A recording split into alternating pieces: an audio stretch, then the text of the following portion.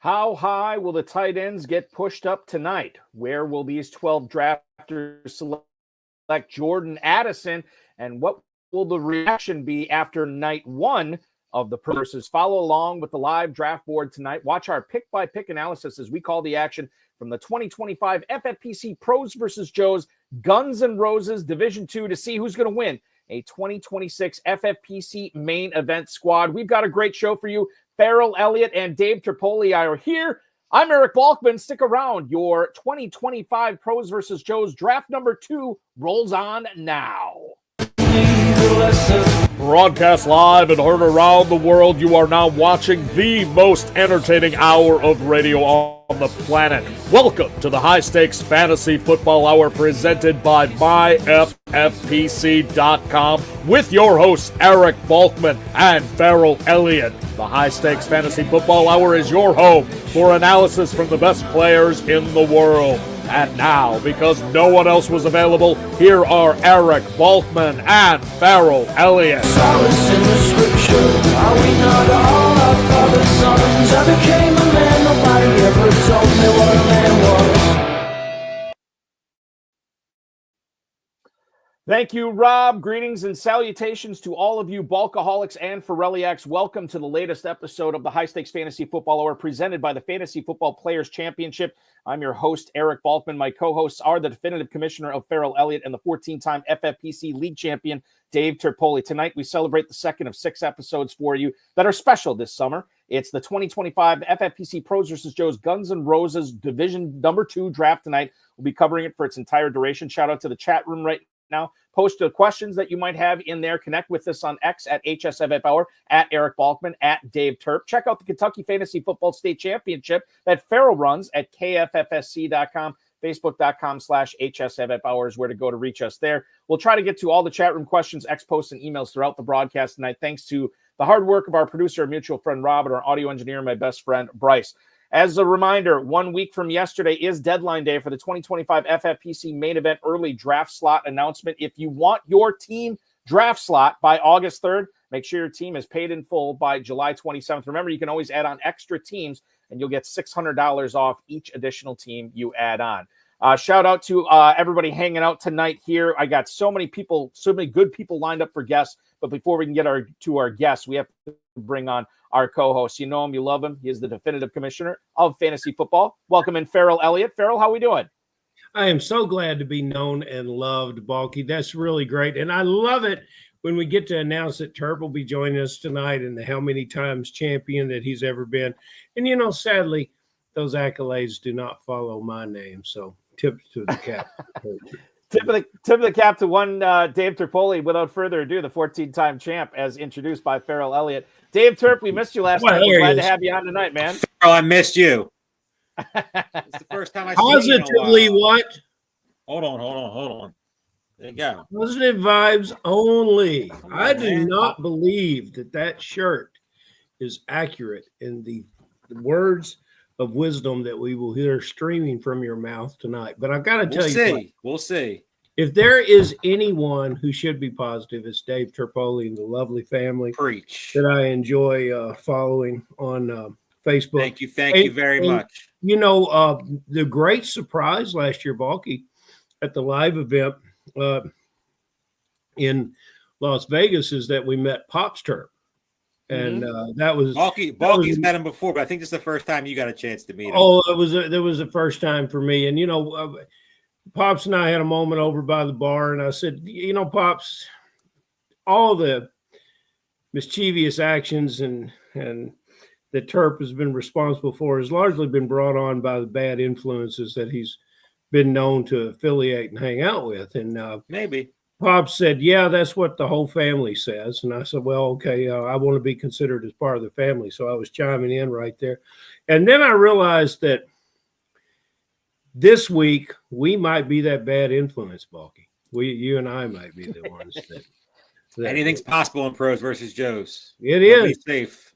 It was very spirited last night. I watched it a little bit. You guys had a good show. You had a lot of great guests. The draft didn't go too haywire. I'm ready to go tonight. I'm excited. And man, did it go quick. Balky couldn't keep up, man. It was wild. Nothing wrong with that. It was wild. It went fast and furious. I am in contact right now with one Bryce Masters, commissioner to the Stars, who is commissioning this draft tonight. We are missing team one, which is Zachary Renz and Gerard Renz. That tandem, we're trying to get him in. We're going to give him a couple of minutes. If not, he's going to be on auto draft. It's always difficult to miss team in fact, one. I'm going to tell Bryce which will be a good. Who would you give team one, Terp? Who would I give him to? Myself. It'd be more fun. Just give them what player would you put on their roster if they don't show up? Let's put Jamar Chase there. That's what he's going to take him anyway. No, they would have picked Chase anyway. Let's think of somebody else. All right. So you guys pontificate. You guys pontificate over that. We're going to be getting going in less than 2 minutes here. I want to remind everybody that this is a 20-round best ball league. It's not a tournament. You're going against 11 other owners. The winner will get a 2026 FFPC Main Event entry valued at well over $2,000 to try to win $1 million next year. And second place will get a pair of socks, courtesy of Farrell Elliott, which was awesome. And the KFFC. Beautiful socks, too. Beautiful socks. Yes. So here is tonight's lineup. We're going to get going here in a little bit. Zachary and Gerard Renz, the Joes, are drafting at 1. Blair Andrews from RotoViz is going to be drafting second tonight. Joe Van Gogh, longtime FFPC player, been on plenty of my shows before. He's going to be a tough out tonight. He is drafting third. The tight end whisperer, Farrell, Andrew Cooper from Fantasy Alarm, is hitting cleanup tonight. Greg Link, who I believe we'll have on here shortly, he's drafting fifth. Connor Allen from 4 for 4 is in the 6th hole. Kyle Hoff and Ryan Heller, the FFPC Joe tandem, is drafting out of the 7th spot. Brian Drake and Matt Donnelly. Interesting photos of those guys tonight in preparation. Real for this good draft. ones out there. On X, check it out at Drake Fantasy, Matt Donnelly FF from Fantasy Points. They finished, I believe, top 15 last year, and they are drafting out of the 8th spot. Bob Buonopane is ninth tonight. The King, Scott Engel from RotoBaller, is drafting 10th. Rob Thomasino, who, Farrell, you and I believe, are going to be talking with this Friday on the Highstakes Fantasy Football Hour. He is drafting 11th tonight. We'll hear from him tonight. And, of course, the Swolecast guy himself, Davis Maddock, will be drafting 12th tonight. We are going to get underway here shortly. I want to bring up here our first guest of the night right away because I know he's got to fly. You follow him on X at Coupe Fiasco. This guy, what a year he had last year, Farrell. Not only did he crush it during Pros versus Joes last year with his expert analysis, but this dude cleaned up as the FSWA Writer of the Year. He's the lead NFL analyst for Fantasy Alarm, host on SiriusXM Fantasy Sports Radio at Coupe Fiasco on X. Please welcome in Mr. Andrew Cooper. Coop, what's going on, man? What's happening, gang? Dude, so I didn't realize the prizes here. I was gonna shoot for first, but I want those socks. No, now I'm gonna have to Things figure change. out how to thread the needle, right? Coop, will you be coming to the live event at Paris? When is it? Well, You know what it is. We that's talk the about wrong this answer. when we're wrong. That's really the wrong answer. Dude, I'm not gonna be able to make it, guys. No socks for you. My daughter turns 2. My daughter turns 2 socks at the for end you. of the month. 2 at the end of the month. So that's a tough swing for me. Congratulations. I think maybe we can swing it as a family trip when she's at the age where big flights like that are possible. I love that. Terp's been talking about his arrival, about having the child. That's what keeps him out of Kentucky. Every year that child apparently is reborn. She's like 12, Every year. But it's The wife wants 10 kids. Every year we just have a new one. It's I crazy. can go to Vegas, but I can't go to Kentucky. Yeah, that's right. Coop is on the clock right now, guys. Chase, Bowers, Barkley were the first 3 picks. Coop, no chance at Bowers here. McBride's still out there, although it would be a leap. You go with Bijan Robinson. I guess not a surprise. Did you think that he was going to be a possibility for you at 4 tonight? So here's the thing with Bowers. I typically don't go for the high end tight ends. I've talked about this with Terp. We both have similar strategies. That's what I like. That's why I like when I'm drafting. I like him to be there talking and not part of the actual draft with me. So I like you right where you are, Terp, right there where you're not making. I love picks. Obviously he could be the number 1 player in any sort of tight end premium format. I'm contractually obligated to kind of work on and track the tight end position all year long. It's a place where I feel I can generate value late. And we know that in regular formats, at least, not even counting the tight end premium, we've had guys come from outside the top 17 ADP to finish top 5 in 13 straight years. I'm talking Evan Engram a couple times, Darren Waller, Robert Tonyan. You go all the way back to like Julius Thomas, all these guys. Like, it's a position that you can create leverage at. So I don't want to give away all my tricks here, but for me, I feel like if I load up on the other positions and then pick the right kind of sleeper guys late, load up maybe with some extra tight ends because it's a 20-round draft, I can create some leverage that way and kind of backdoor my way to eliteness at that position. So usually I don't take guys there. I will. I mean, obviously, if Trey McBride somehow miraculously comes back, I would have to take him. But yeah, that's kind of been my way. It's a Trey McBride would be the huge yin to the yin yang, and the yang would obviously be a smaller one. Coop, I got to tell you, we said this last year too. With all your success, Fantasy Alarm has sort of been like the pipeline for tight end whispers. It used to be Howard Bender, and then he willingly passed that moniker off to you as well. I know people tune in for your Pros versus Joe's draft annually just to find out what mid-round tight ends you're selecting in this, because you have to win first or second to win anything in this, and clearly everybody's been paying attention to see what happens after you have your running backs, receivers, and quarterbacks in a row to see what you're doing in the mid-rounds with tight end. Are you going to try to throw anybody off tonight, or are the tight ends you're drafting you truly believe in? Well, the thing is, I stay plugged into the value. I will take value where it is. So with my yin and yang tight end rankings, there's always a section I call the standalone tier.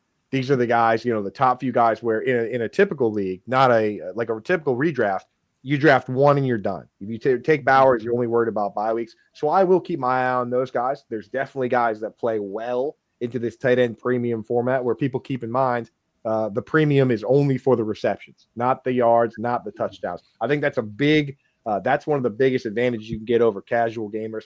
And again, in Pros versus Joes, I've done enough of these to know it should just be Pros versus Pros. The people that watch these shows, that hang out in the chat, these are very, very good fantasy gamers. There's no bad gamers in this, but that's the one place people get tricked up with the tight end premium is they just think all tight ends equally get raised, but the guys that make their bones on touchdowns or on yards, not exactly getting the benefit. I'll give you one example from last year, a guy like Tucker Kraft, right? Like Tucker Kraft had 2 60-yard plays that accounted for like 18% of his yards. He had a bunch of touchdowns, which was great, but he only got 70 targets on the season. That's 4.1 targets per game.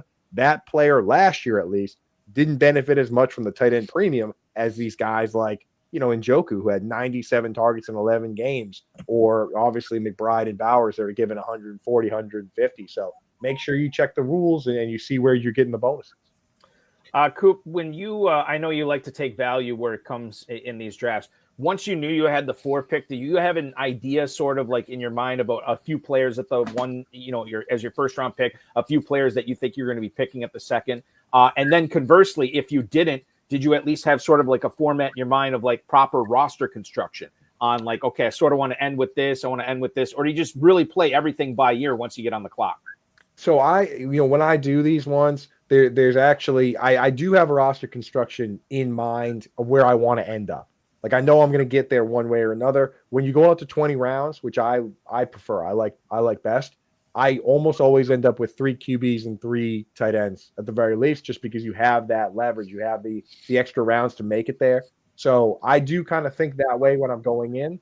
I did load up my queue with 4 players I liked. It was the Jamar Chase and 3 running backs. In this, keep in mind, again, it's 2 running backs, 2 wide receivers, 2 flexes. So you can be a lot more flexible, and it doesn't peer pressure you into drafting wide receivers like some of the other platforms do. You know what I mean? Like you can truly go with a more best available approach. For me, the player right now is my best available player in pretty much all formats. So I'm going to go ahead and take Drake London here. Drake London is Coop's second round pick. And so you go Falcon. And obviously anybody watching this, the first question is going to be, are you worried about having too many eggs in the Atlanta basket? And you clearly answer with a resounding, no, I'm not worried.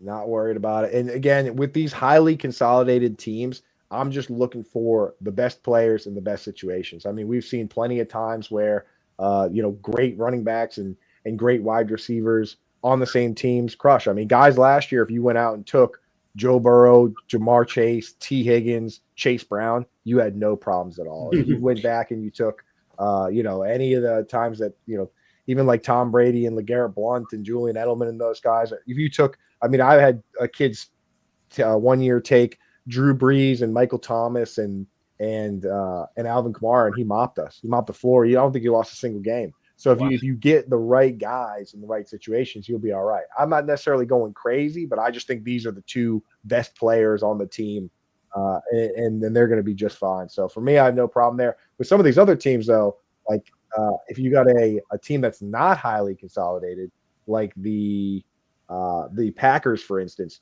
that's where I get scared to have multiple players, especially when you're picking one guy from the run game, one guy from the pass game. But for these two players, I just think they're stars, and I'm just hoping that the stars align.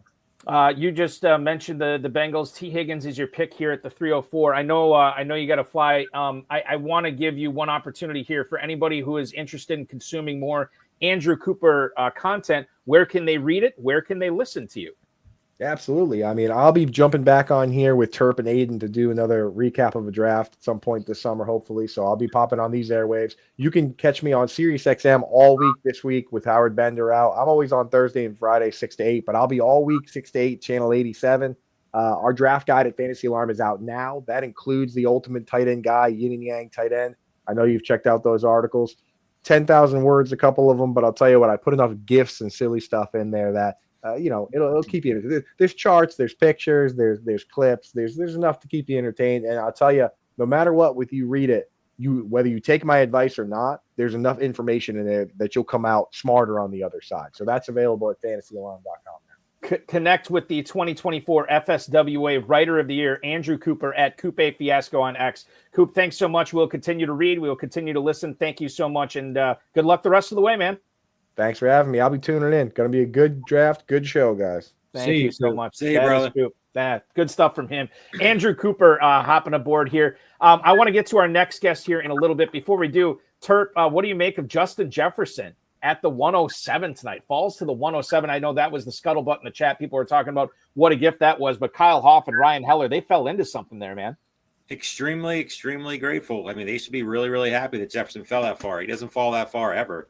It's a rare occasion where you see guys like CeeDee Lamb, Bowers getting as high as he did, and obviously Jahmyr Gibbs. The other three are pretty much, Barkley's been falling a little bit, but Jefferson at 7 is a gift, and then getting Brian Thomas in the next round is an awesome start.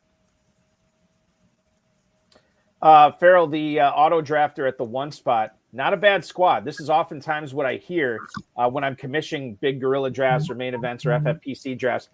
People are upset that there's an auto drafter, and then they, halfway through, like, man, that auto drafter put together quite a team. And I always bring this up too, and I can't remember who it was because it happened a few years ago.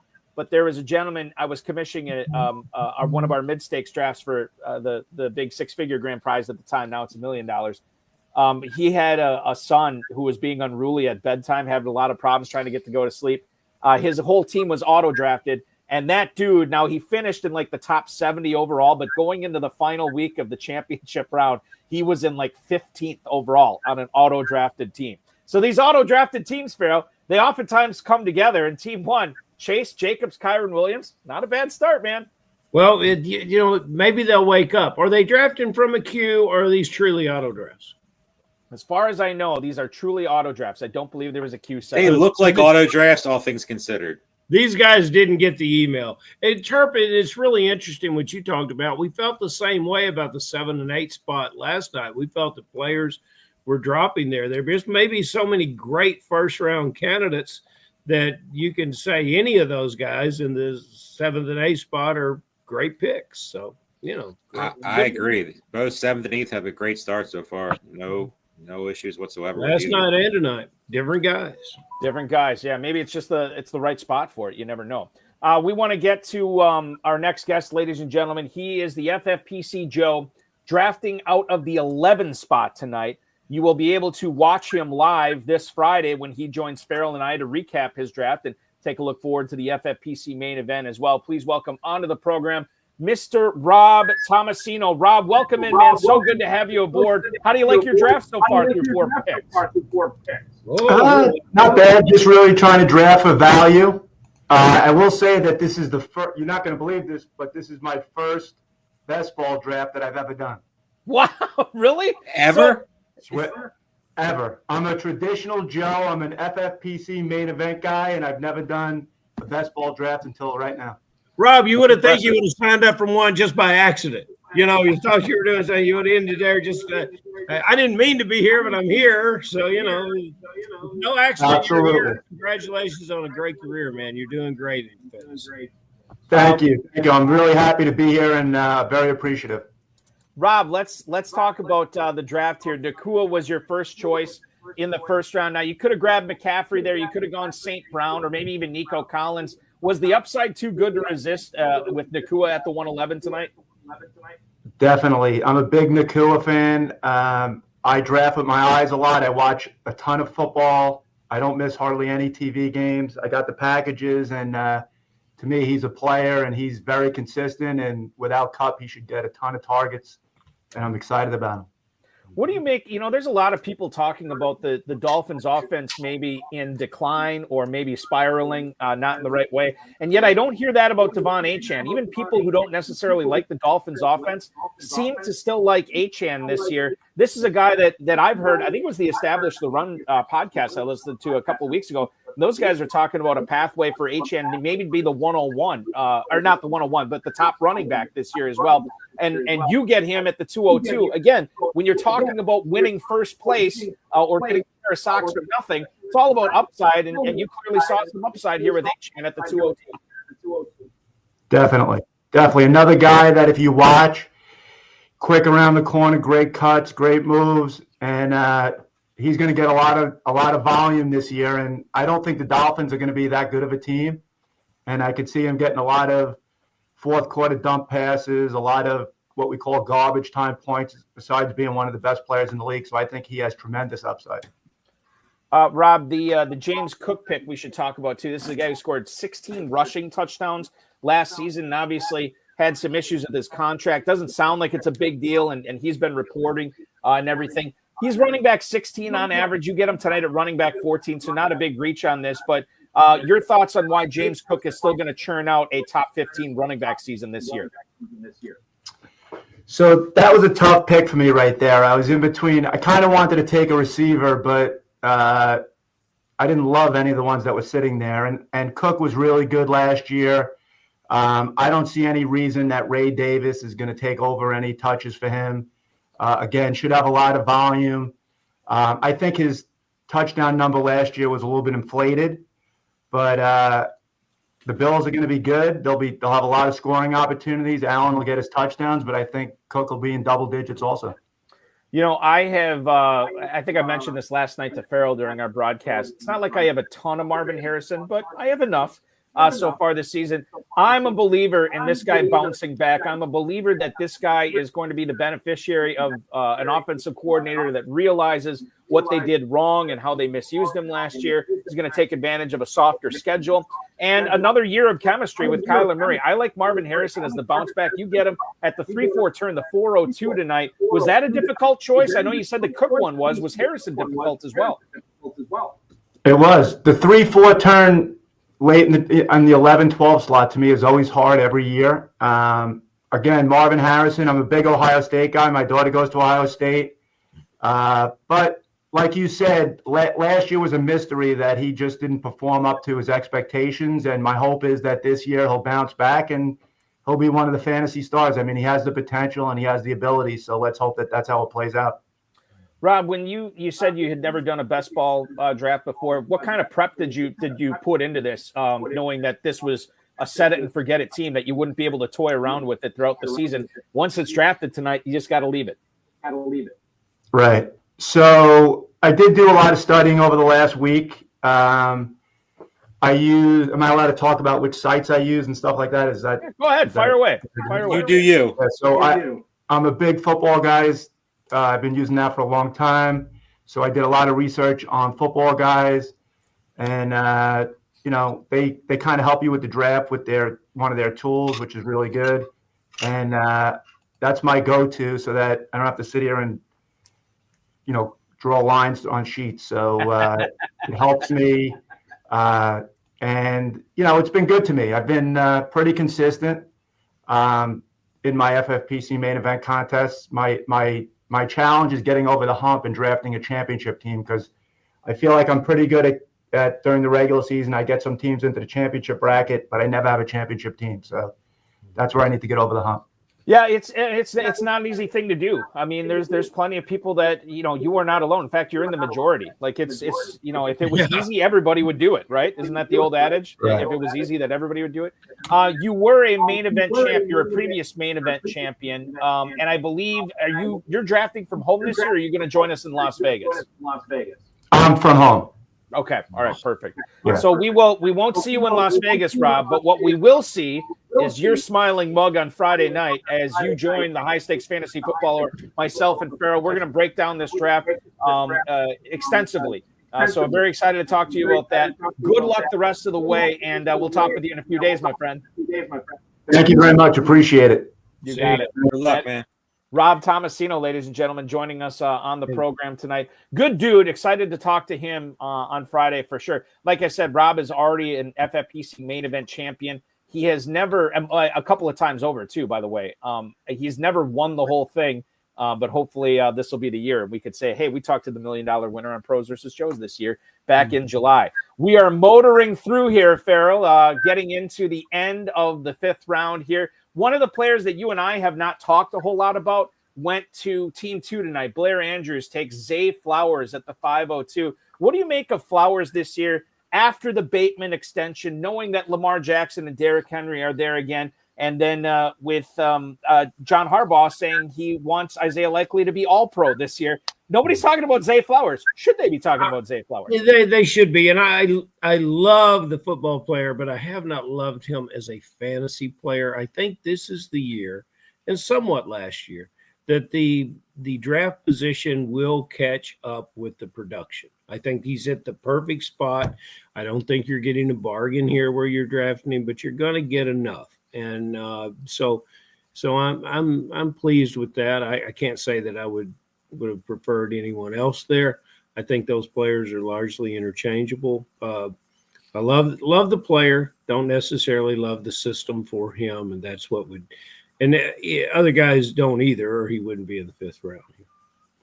Terp, I wanted to ask you this earlier, but I'm gonna ask you now because we have the main pieces off the board in the Eagles. You saw A.J. Brown go at the 208. You saw Devonta Smith go at the 411. Right before that, Jalen Hurts at the 405. The 3 biggest cogs in the Philly passing game.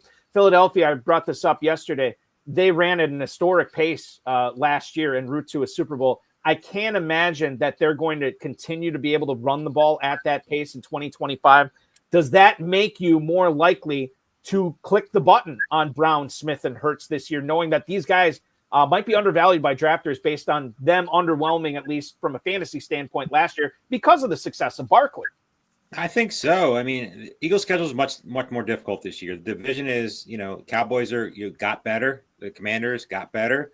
The Giants still stink, but it's still 2 wins in the season for them. But the Eagles' schedule, if you look at it, there is not many Eagles easy games where their game scripts will be very positive. Last year they had a lot of things going in their favor where they were up. Barkley got a lot of carries. Passing game got stymied down a little bit. So to me, I think Hurts, AJ Brown, I think is a great click in the 2nd round. Like I have Drake London a little higher than him, but either of those two I'd be thrilled with in the middle of the 2nd round. Devonta Smith, where he's going, is just another guy that makes a ton of sense. And then Hurts, people are going to say, well, he doesn't throw the ball, but he still has the rushing upside. He still has the tush push. So, where he's being drafted and he's, pocket 5 quarterbacks that are being drafted, I love him, all things considered. So I'm trying not to be a homer here, but, I like the passing game just slightly more than I like drafting Barkley this year. I'm glad you are a homer because it allows me to ask both you guys this question, get an honest answer. Who won the Super Bowl last year? Fly, Eagles, fly. Yeah, I do believe they won the Super Bowl last year, and they did it in convincing fashion. I love the defense in Philadelphia. They hardly get to play because this running game keeps them on the sidelines. I don't you say they won't be able to run the ball, Turk, because they'll be. I didn't say they won't be able to. I just wait a minute. They won't be able to run the ball. I'll finish the sentence. To the effect of positivity that they experienced last year.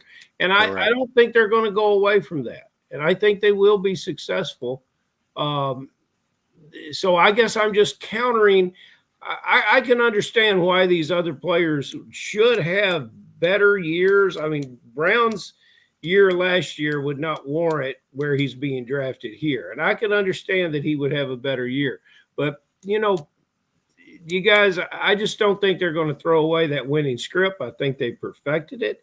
I don't think they're going to either. I just think the teams are going to start game planning a little bit more like the Chiefs tried to do in the Super Bowl, to take Barkley out of the game and make Hurts beat him. And it worked in the Super Bowl, and it will continue to work. But let's just call it what it is. I mean, Barkley was ridiculous last year, and most people hated him going into the season.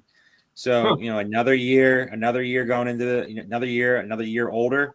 So I'm not saying I'm fading Barkley in any way, but I can see teams doing more of a Kansas City game plan like they tried in the Super Bowl, make Hurts beat them. And then if that works out, you saw what had happened in the Super Bowl, and all those passing game guys will be values compared to where they were being drafted last year. I think if you stack up all these Eagles without Barkley and Hurts as being your stack, I think the website you're going to be consulting is terpsintrouble.com. And I don't want to be in trouble. I'll be honest. I think you're both kind of like, I think I'm thinking how both of you are leading me here. I mean, Farrell, I'm with you. I think that the Eagles, they understand how they win. They win games with Barkley. They win games on the ground. They win games by keeping the other offense off the field. But I also think Terp is right too. I don't think they're going to be able to do that 2 consecutive seasons close to the level that they did last year. I'm not a smart man. Said Forrest Gump and Eric Balkman. And I'll tell you this, I think that sometimes it just comes down to simple regression to the mean. I can't explain it. I'm sure if I poured over documents and data and analytics, I'd probably find out reasons for it. This is why we have pros, because they can tell me how to think about it. But I just look at it from the sense of I think wanting to do what they did last year is the plan. But I don't know if they'll be able to execute the plan as well as they did in 2024. That's my take on it. And we'll see what happens, obviously, in 5 weeks, maybe less than 6 weeks. I think it's right around 5 weeks. Right in Las Vegas. Can't wait. I'm so ready for that. Eagles Cowboys Thursday night at Paris, which is going to be a lot of fun in Las Vegas. 100%. Guys, I want to get to our next guest here tonight. He is another multi-league champion in the FFPC. He is drafting from the 5 spot tonight between Andrew Cooper and Connor Allen from 4 for 4. Let's bring him on right now. Ladies and gentlemen, please welcome on to the HSFF Hour airwaves, Mr. Greg Link. Greg, welcome aboard. Thanks for joining us tonight. You are 6 rounds into this, about to be on the clock. How do you feel about this squad so far? Good evening, gentlemen. I'm feeling a little shortchanged. I had a bunch of guys that got sniped from me, especially in the second round coming back. Literally in a row, I wanted Thomas, I wanted Kittle, and I just couldn't get a thing. So I'm feeling okay. I feel like it's a safe team outside of Trayvon Henderson. Like I said, I'm going to try to go for some upside. I'm sure Terp would agree with that. I think my team needs a little bit of juice. I love your team. I think your team got plenty of juice. I appreciate it, but I got some ones I want to hit on later. So just trying to decide. Right now, it's kind of a tough spot right now. You almost feel like you need to go tight end, right? But kind of looking at the list, and nothing's really sexy right now with Mark Andrews and some of them. So I think I'm probably going to have to go back to running back here and go with Tony Pollard. Tony Pollard is the pick for Greg Link here at the 705. And this is your 3rd running back that you drafted. Now I'll push back on Jahmyr Gibbs. I mean, granted, maybe he's a safe pick, but he's an explosive pick. You mentioned Henderson as not being safe, and I think that's another explosive player. We already talked about A.J. Brown and why he could be in for a big season. There's a big bounce back on Tyreek Hill right now, Greg, that among FFPC drafters, that maybe Hill was undervalued about a month or so ago, and now he's being properly valued. You have Chris Olave, too, which people underestimate how good that guy can be, given how good he already has been throughout his career. He stays on the field. That could be a big pick. So I don't know, man. Like, yes, there are some certain safe picks on this team, but I also think you have some explosive difference makers that could be the difference between you getting a pair of socks from the KFFSC and a free FFPC main event this year too. Like, so I always think want to finish second. So yeah, exactly. It's the best consolation prize ever is getting a pair of socks from Farrell. You had mentioned the tight end, and you went away from it. Just nobody you liked enough there that you could pull the trigger and just rather to build your running back depth. no one that I feel great about. I've got some ones I want. I think I can wait a little bit now. That ask me around from now when 2 or 3 of those guys are gone, and I'll be wishing I had taken one. But as of right now, yeah, I've kind of got them tiered a little bit, and got 2 or 3 coming up that I think I can pick from that I think will get good production. But it's always so tough for me. I saw last night's draft. 5th pick went to, first pick for the guy in my spot took Trey McBride, and I just couldn't see myself doing it. Obviously for Bowers, but he didn't make it that far. So kind of thought about a couple of builds going into this, and kind of got blown up within the first 3 or 4 picks. So gonna have to pivot and reroute. So Bowers, you were hoping for, didn't happen. McBride was too early. You mentioned getting sniped on some other picks, and I'm sorry if you mentioned who are the ones that you were hoping to get that didn't fall your way. Sure. On the second round coming back, you can see Collins, Thomas, Kittle went 1, 2, 3 right before me, and I had all those lined up. I actually wanted Kittle ideally. Didn't think that Thomas would fall or Nico would fall to me. So would have had a nice little quandary there if they all were there. But, I'm not surprised. Got a lot of good people in this draft. They know what they're doing. And like I said, the Joes are about as good as the pros because they listen to them. They follow them every time, every day, every season. So, again, I think we're all kind of even right now. Getting back to the Pollard pick, Greg, what do you think the split is going to be like in Tennessee this year with a new quarterback in Cam Ward? What do you think the split is going to be in that backfield between Pollard and Spears? I think we know that anytime you have a rookie quarterback, you want a tight end or a running back as their security blanket, right? And so for me, I think it's going to be probably 70-30. Spears is very valuable. I mean, he'd be a great late round guy to get. He gets catches out of the backfield. He's fast. So honestly, I think Pollard's 70-30. But I definitely think he has some upside because I think Cam Ward's going to take his lumps and, he's going to be handing the ball off a lot. Greg, how did you, because I know you are not a heavy volume early drafting season drafter. How did you sort of prep for this pros versus Joe's draft tonight? Watching a lot of best ball videos, also watching kind of the risers and fallers of the ADP. So for me, I mean, best ball's not the main thing I do, but I do it. And so honestly, it's tough for me to draft this early and know that my guys are going to make it, that they're going to be healthy. I come out to Vegas every year for the first weekend that football starts. So I do main events on the Thursday and also do the bracket tournament as well. And so I like drafting literally a day before the season. So it's a little difficult for me because, Tyreek Hill, who knows? Honestly, he could be arrested by the time the season starts. Chris Olave's one sneeze away from not playing for the season. So I've got some issues, that I'm concerned about, but hopefully my guys will make it. Greg, one final question here, Yeah. and maybe 2. We'll see if we get back to you here. Through 7 rounds of this 20-round draft, you have 3 running backs, you have 4 receivers. Does this change the way that you handle the quarterback and tight end position the rest of the way? Absolutely. Yeah. I mean, it's going to come down to value. Obviously, it's going to come down to the guys that I can see running back and receivers in the next couple of rounds. I got a bunch of guys that are earmarked, but I'm going to have to go at some point in time for quarterback. But honestly, not too many have gone off the board, in a while. So I feel like, maybe I can wait a little bit on that. I don't want to give my strategy away, but, I might be able to wait on quarterback. But yeah, I'm going to have to start loading up on tight end, probably the next 2 or 3 picks. Maybe kind of go back to back or 2 out of the next 3 picks being tight end just to kind of get, some value there. Bart Starr, old Packers quarterback, used to say that he didn't start playing well in games until he got hit and knocked down a few times by the defensive lineman. That's when he really picked it up. And I think, Greg, you have the advantage because you just said you're drafting live in Las Vegas in the Super Bracket tournament on the start of the the NFL season. Now you've already been sniped several times. You've already been hit.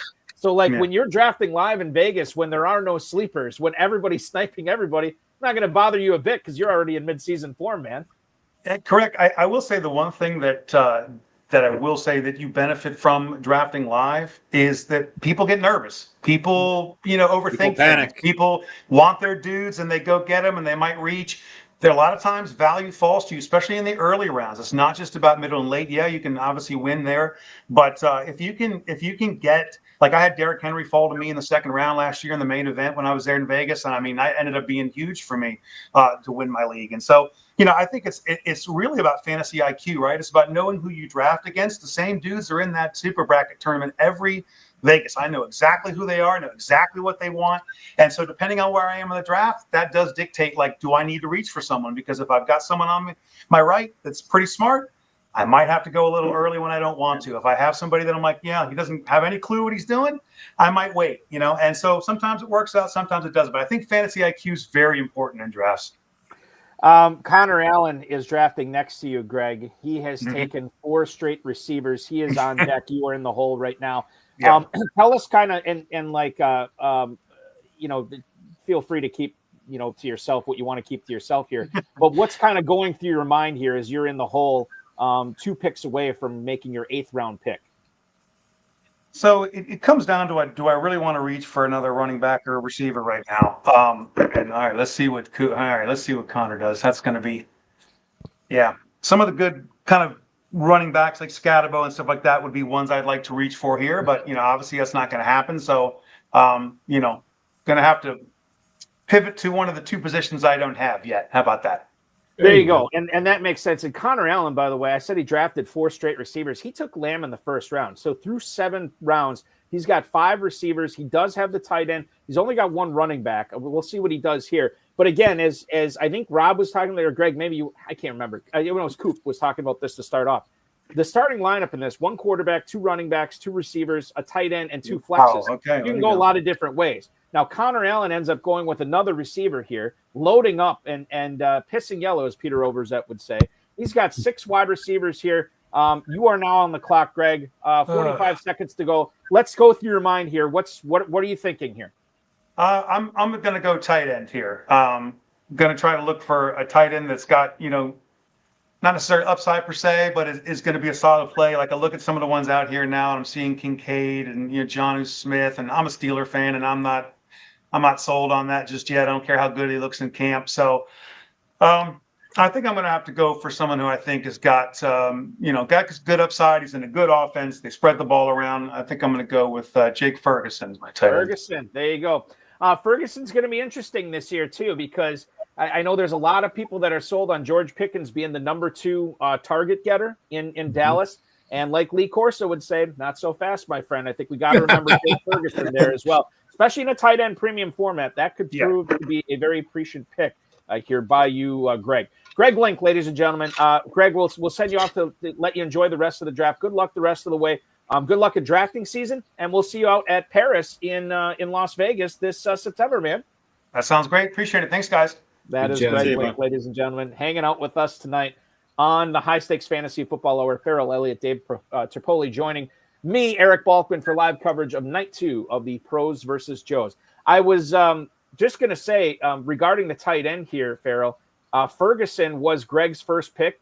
First tight end selection was Ferguson. You already had McBride and Kelsey, Drake and Donnelly in the 8 spot from fantasy points. They loaded up and got 2 tight ends within the first 5 rounds. Farrell, when you're drafting out at Paris and you're drafting FFPC drafts and you see somebody draft 2 tight ends before you have 1, how much does that affect how you want to attack the tight end position?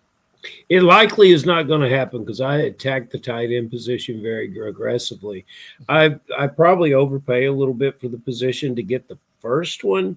And then if it falls to me, if they're later off the board, I'll quickly take the second one. And it's proven to be in our FFPC format for me such a nice crutch to lean on to have the dual flex and to play both those players. So because there's just so many wide receivers that I love, and as you know, my favorite wide receiver hasn't even been drafted yet. So we're in Michael Pittman, no matter what. There's so many wide receivers that it just I figure I can find those guys, and but you can't find these tight ends. Now I love Ferguson. He did not find the end zone last year, but came on these shows with Terp one of the things Turp and I could agree on is that Ferguson would be a massive red zone target for Dallas last year.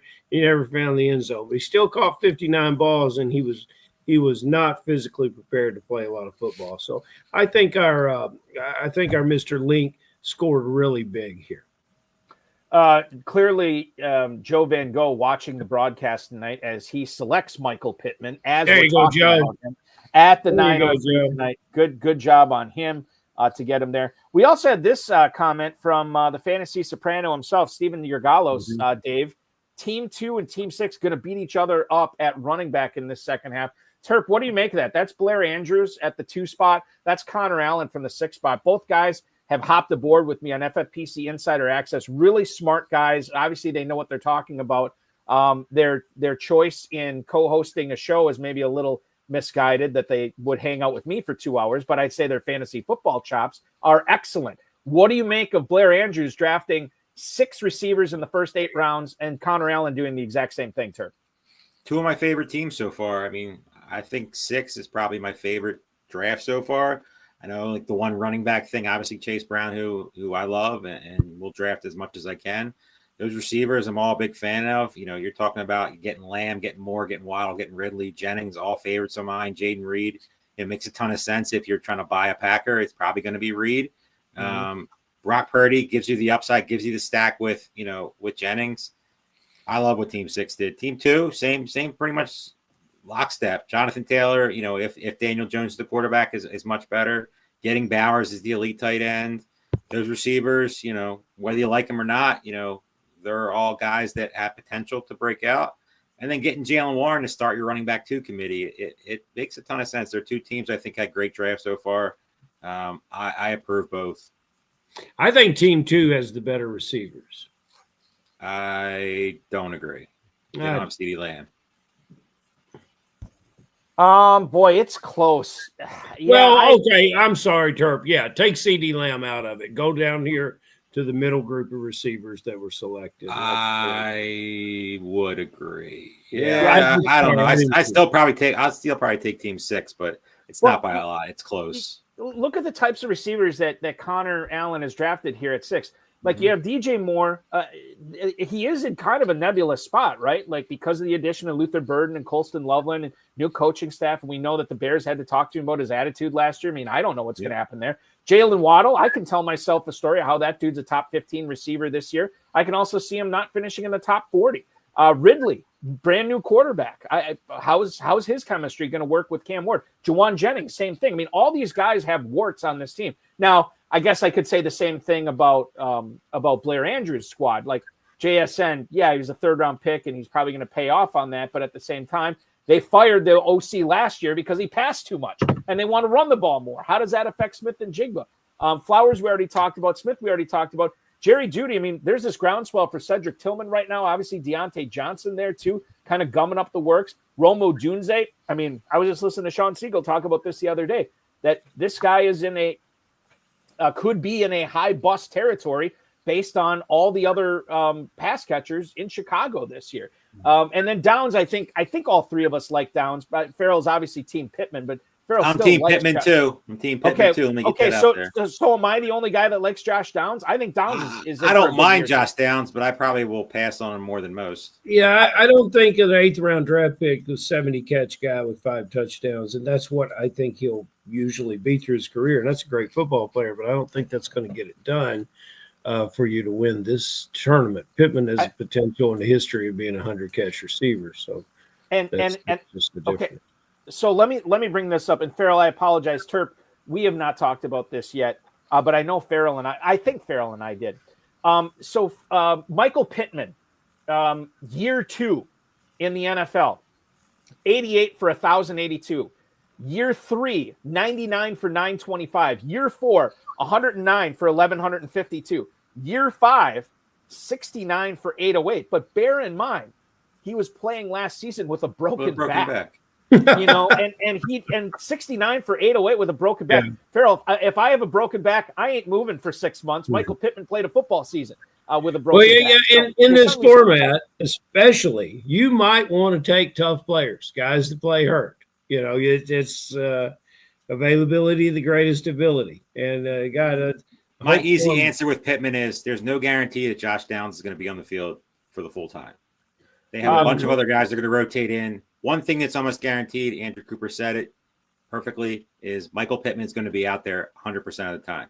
So he's going to have all the opportunities possible to be out there. Josh Downs, if he's playing full time, hey, the upside's there. But I don't see that day being here anytime soon. And we still have the Daniel Jones, Anthony Richardson question out there. So to me, if I'm drafting a Colts receiver, all things considered, where they're being drafted, it's Pittman for me over Downs. Mm-hmm. And it could be a steal, a 9th round pick. Yeah, I mean, I'm not saying I'm not downgrading Downs, but to me, there's a lot more things that have to go right for Downs than there are Pittman. Catch guy. And Bulky, based on the way you broke down the receivers here, well, this drafter should have drafted some damn running backs, a tight end, and a quarterback. I mean, come on. Well, I mean, I'm having some fun here because obviously we are in the area of the draft where everybody's got warts and nobody. I mean, if these guys were perfect, they'd be 2nd and 3rd round picks, not 8th and 9th round picks. Terp, let me ask you about Cedric Tillman. I just brought him up here. There's some people really telling me on via podcasts or I'm reading about it on the internet that not to sleep on Cedric Tillman with the Browns this year. This is after Jerry Jeudy just went ham on the rest of the league after the trade to Cleveland last year. You have a really ambiguous situation at quarterback. What do you make of Cedric Tillman in the 10th round, who went to the King, Scott Engel from RotoBaller here? I'm a big fan of Cedric Tillman. He was a guy I liked coming out of college. I really thought that, once he got his footing in the NFL, he'd be, starting to turn into a player. And you saw that a little late last year. I mean, he really became what, some people like myself thought he was going to be. The only question is the Cleveland Browns, who's playing quarterback. They're going to run the ball still.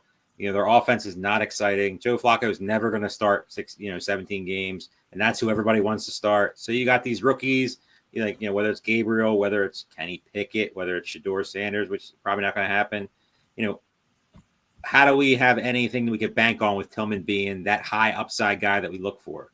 Mm-hmm. Is the possibility there? Yeah, Jerry Jeudy's there and Njoku's there. They're not going anywhere. So to me, I like Tillman, but he used to be a little cheaper. He's starting to get up there where his name's starting to pop up in these puff pieces that we always see, and he's starting to get a little bit more expensive. I'll still have him. I still have a ton early, but it's hard to get really excited about the Browns offense, even if Joe Flacco's the quarterback. And can Njoku, Jeudy, and Tillman get there? I don't think so. Let me ask you guys something. One word answer on this question. Excuse me. I'm getting verklempt talking about the Cleveland Browns quarterback situation, which I'm sure they are too. I'm not going to ask you which quarterback it is, but how many games does the quarterback that starts the most games for the Browns this year start? In other words, whatever quarterback starts the most games, how many will it be this year? Is it 4? Is it 7? Is it 10? Is it higher than 10? What do you guys say? My number would be 10. My number would be 10. I think Flacco gets there. I mean, I think he starts, unless the only person I can see bleeding out Flacco is Dylan Gabriel. I don't see there being any guy. Kenny Pickett is not winning that job, and if he does, we're all doomed. What's the Cleveland bye week, Balky? Cleveland's bye week is 9. But I think Terp's got the right number then. Yeah. Guys, just statistics football. We love Josh Downs' skill set. I don't love his size, but I love his skill set. This has nothing to do with Pittman. But if we go back to the Zay Flowers question that we had earlier, and you look up the stats last year, and you say nothing was working right in the passing game there in Indianapolis. We all love Zay Flowers as I do. He and Downs put up largely the same stats. More yardage to Flowers, but largely the same stats. So, I can't too much complain about Josh Downs being picked 3 or 4 rounds later. It's fair. So, guys, I want to bring this up. Drew DeLuca chimes in. Coop with Engram in the 7th is so on brand, and I'm here for it. Still giddy about getting him at the 7-12 in the Scott Fish Bowl. Drew DeLuca also pointed out, and this is where I'm leading into my next question here. So many great picks here across the board, but I'll show some love to Team 7. Rubio, our good buddy, says, I like Hermojo's team at 7 as well. Now, Team 7 is Kyle Hoff and Ryan Heller. We haven't talked a whole lot about their squad tonight. But guys, what do you make of it here? He gets Lamar, or I should say they get Lamar Jackson at the 3. They've kind of cobbled together this backfield starting in round 5 with Connor, RJ Harvey, and then Cam Scadaboo. And the receivers, Justin Jefferson, Brian Thomas, obviously those guys are elite. And then you get Xavier Worthy, you get Jacoby Myers, you get Khalil Shakir. There's some stability in the back, the last 2 wide receiver picks there. And then you get Goddard. You wait until round 10 to take Goddard, which we'll see what he does or what they do the rest of the way here. But Team 7 getting some love on YouTube right now, Turp. Not for me. I don't. It's not a structure that I love. I mean, I love how they started with Jefferson, Thomas, and Lamar. I love Worthy. That's a good pick.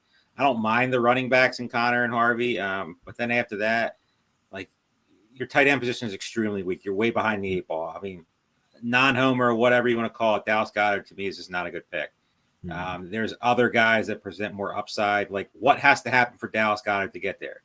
Brown, Smith to get hurt, and the Eagles to start throwing the ball more. That's a lot of things that have to happen for Goddard to pay off, being your top tight end selection.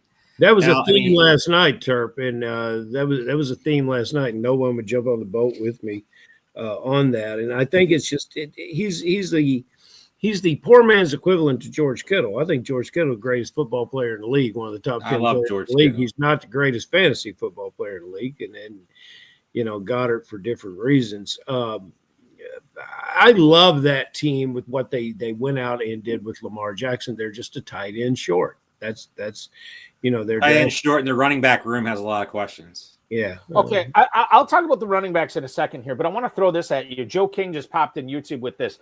Let's take away the Jacoby Myers pick here, and let's replace it with Mark Andrews. Now all of a sudden, now you're talking. And you get that stack with Lamar Jackson and Mark Andrews too.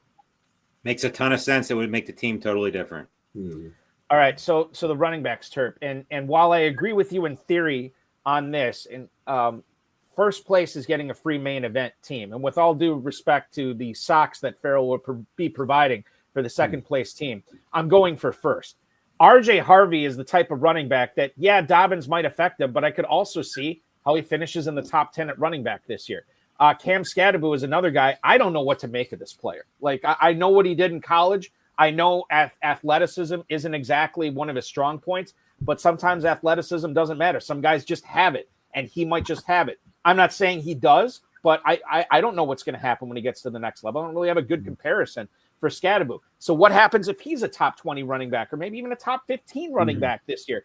Then all of a sudden that running back room looks a lot better. Now, I'm not saying that that's going to happen at all, but I can at least tell myself a story where this running back build makes a little bit of sense. Steph Miller chiming in on the same thing. She likes the layers of the running backs here. And Terp, you may not like it, but you can at least admit here that there is a path for this team. There's definitely a path. I mean, obviously you need a little bit more things right than other teams that I like, but there's definitely a path to get there. I mean, I personally think the Drake May pick's a little excessive. I mean, we're talking about the tight end position. You have Lamar. You're banking on Lamar. Lamar has to be the guy. He's your stud. But Drake May, if he hits your lineup, you're probably at a deficit because that's where you're right, Terp. I would have gone another tight end there, but let's say something that nobody's talking about. Khalil Shakir, there's a 100-catch wide receiver right there.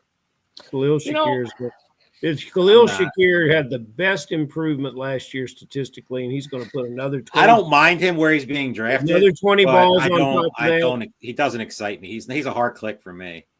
I can't imagine, Terp, what you don't like about this player. I just can't imagine. Again, he's putting up the same numbers. He's back there. He's there with those Zay Flowers numbers. And you can't. I don't and won't have any Zay Flowers. So Zay Flowers is not a guy that. Okay, well, let's stay on Khalil Shakir then. That was just an example. I know you were talking about him earlier, so I wanted to correct yourself there. I don't draft much Zay Flowers, but Shakir, he's being drafted. It's fine. It's not a bad pick. 9th round. Allen's favorite guy. That's my thing, Farrell. It's a 9th round pick. If you miss a 9th round pick, this damn near could catch 100 balls this year. He's not going to hurt you there. Yeah, we're all for Khalil Shakir. He's not going to hurt. He could deliver. He's going to outscore most of these wide receivers on this team, except Jefferson. Buffalo was not a heavy passing team last year. They didn't have to be. And obviously James Cook ran pure most of the year. Ray Davis actually looked really good as well. Passing was never a huge part of the equation with Buffalo, similar to the same way of what I said with Philadelphia, where I don't think they can be as efficient this year. I don't think Buffalo can be as efficient as they were last year running the ball, which usually means good things for Shakir. Farrell's good buddy, Matt Collins, no longer on the team in Buffalo, so got to replace that. They did, however, go out and add Joshua Palmer. And this is year 2. Don't forget. As well. You're forgetting somebody. Elijah Moore or Kincaid? Elijah Moore, no matter what. Come on, man. Bob, we don't ever give up on him. Right. Bob Lung is a big Elijah Moore fan. We talked with him about this last night, too. I talked with him about it Thursday on the FFPC Insider Access show, which you can watch, by the way, on the Better Sports Network, 7 to 9 each and every Thursday night year-round. So he was talking about Elijah Moore. You still have Kincaid there. So I could see it might just be a net. Now, Farrell, 100 receptions is tough for me to see. 80, sure. 90, I don't know. 100, I don't think it's going to come to that. Oh, I don't either, but it could. Well, you just said he's a 100-catch guy. He's a 100-catch guy. We're having some fun here tonight. I love it. Here as Team 7 back on the clock. Guys, 100-catch guy, and I read that at terpsintrouble.com. Everybody should go there now. We got to get that URL, Terp. Dangerous stuff, man. Dangerous stuff. Vegas is right around the corner. Bill Hollywood chimed in. Let's talk about the two Joes at 9 and 11. We talked about Rob Thomasino's team earlier. I want to talk about Bob Buonapane's team here at the 9 spot. Bill Hollywood says that's one of the teams that he really likes. You're looking at filling out the quarterback room here round 10 on. He's got Prescott and McCarthy. I really like that. The running backs are Henry, Walker, Robinson, Mason, Charbonnet, Garendo. The one thing that I see with the majority of those running backs, not a lot of catches. Like a lot of in between the tackles, a lot of touches, not a lot of catches in that running back room, which could be fine.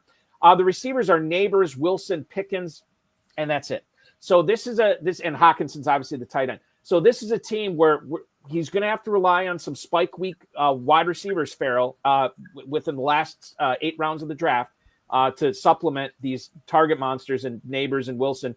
And I would probably look at some, I mean, as weird as it sounds, some more running backs, just get a couple more upside running backs. And I think you definitely need to add one more tight end. The question is, Farrell, do you need to add a third tight end on this squad? I think so. I think I would, especially if you're so light at wide receiver. You could, and the tight end whispers favorite one from last year is still out there. So if you listen to the show, you know who that is. And they're all somewhat interchangeable. So pick the one you like and try to get the stack that you're working with if you can. Balky, eventually those 100 catch receivers in the 9th round are going to run out, and I think we're there. Yeah, we might be there.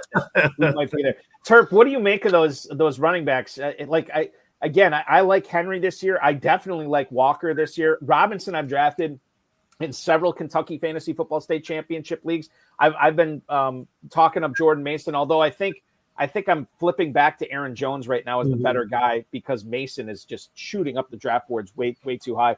And then he's locking up the Seattle backfield here with Walker and Charbonnet. This is an interesting collection of running backs for Bob Buonapane at the 9 spot. I really like his team. I love his receivers. I love Neighbors, Wilson, and Pickens. It's just a little bit of an overkill at the running back position. I just feel like he drafted probably 1, maybe 2 too many. The Garendo pick just seems a little bit excessive to me. You could say whether you like Robinson, Mason, or Charbonnet, one of those guys to me is just a little too much. You got to mix a receiver in there because realistically, if any of those receivers go down or Hawkinson just busts, this team could be at trouble at 2 positions. So but the structure. I kind of see what he's doing here. He's got Henry's going to score for him every week, right? Mm-hmm. Henry's, except maybe week 1 like last year. So Henry's going to score for him every week. So he's picking out his number 2. Out of that, he gets a number 2 running back that could outperform most of the number 2 running backs. And then he's got a potential flex out of these guys. So it's a cool strategy. I like it. I would have done another tight end down here at the bottom, but why not? Davis Maddock, Jim Horazy. Jim, I apologize if I'm butchering your last name. Jim Horazy, who's watching us on YouTube tonight. So that Davis Maddox team has huge upside here. Let's look at Davis's team from the 12 spot. And there are some interesting picks here. You got Allen and Goff at quarterback. He gets Josh Allen with the first pick of the 4th round. The backfield is led by McCaffrey, Hampton. He does get Dylan Sampson here in round 11, which we'll talk about in a second regarding Quinshon Judkins. And then the receivers are Amon-Ra St. Brown, Rashee Rice, Jamison Williams, Matthew Golden, and Emeka Egbuka. Tight ends are Andrews and Loveland. Here's what I love about this team, specifically, just looking at it right now. McCaffrey, injury risk. Amon-Ra St. Brown, offseason knee surgery. Amarian Hampton, Najee Harris. Rashee Rice, suspension. Jamison Williams, potential trade guy after the season. We don't know how he's going to be used. Matthew Golden could disappear in a sea of Packers receivers. Emeka Egbuka, rookie along with Evans and Godwin. Colston Loveland, shoulder surgery. Dylan Sampson, second running back drafted by the Browns. Jared Goff, the team was out of control last year, and he only finished as quarterback 9. You know what I see? I see a lot of misfit toys, and I see a guy who is gunning for first place. This guy hates your socks, Farrell, because he's taking all the chances here to draft this dominant team to not only win this league, but if everything goes right, he could be the number 1 overall Pros versus Joe's champion as well. So Maddock drafts without fear, and Terp, shouldn't we always draft without fear? 1,000%. He's doing exactly what you said. He's going for first, and if it doesn't work out, he's probably going to come in 12th. And at the end of the day, who cares? Because he's drafting. I mean, if he gets CMC from the past, I mean, he wins this league. You know, St. Brown, if that knee surgery is not anything you got to worry about, he's getting the best quarterback in some eyes in fantasy football. If Amari and Hampton and Najee Harris, you know, off-season turmoil stuff, he takes that job early. And then the receivers, I mean, if he could just survive until Rashee Rice gets his 2 or 4 game suspension, I love what he did in this structure. I would not do this structure in like a main event or like a guerrilla draft or something like that, because to me, it's a little bit too risky. But in this format, absolutely, it's probably the most, you know, all-in type of draft that I've seen in the first 2 drafts of just going for it, because if it doesn't work out, who cares? It's not hurting. I wish he would come on and tell us if that was intentional. I'm sure it was. He's an extremely smart guy. Yeah. He's been getting a lot of crap on Twitter, I've seen in the last week or so, but he's an intelligent guy. He knows what he's doing. You know, if you don't have haters, you're not doing it right. 100%. If you don't have haters, like all these people that come on and troll him, hey, he does good work. Those guys over there, they're very good at what they do. And you know, he drafted a good team tonight. Whether it comes in first doesn't really matter, because he went for it, and if it works out, it works out. If it doesn't, oh well. Yeah, just looking at this too with Goff and Amon-Ra St. Brown, that's a nice little stack to have too in your back pocket. And Jamison Williams. And Jamison Williams, great point, Terp. I missed that as well. So that's something that I think Davis, whether I'm sure he. There we go. This, and he There's gets Hunter Henry. He's having a great draft. There's a pick. We had Scott Engel had 3 tight ends through 12 rounds. We had Davis Maddock draft 3 tight ends through 13 rounds. Farrell, if you're drafting in a 20-round best ball league, is there a specific spot where you like to have your third tight end on the roster by, or does it kind of depend upon team construction?